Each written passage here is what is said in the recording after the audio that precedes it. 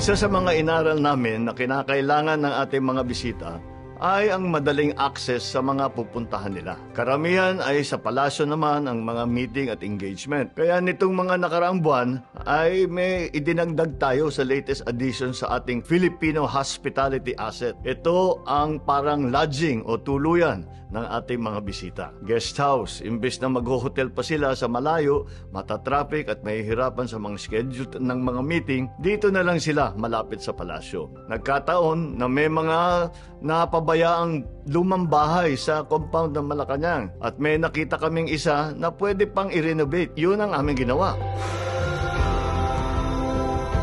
Siyempre, ang lahat ng yan ay pinagtutulungan ng ating team sa Office of the President, ang Social Secretary, at of course, ang ating may bahay na si Lisa.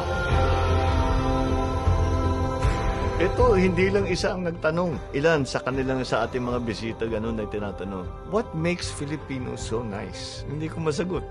Sabi ko, hindi namin alam na we're being nice. Basta galaw namin yung aming natutunan, aming dating gawi. So why are you so nice? Why are Filipinos so nice? Nakakataba ng puso pag narinig mo yun.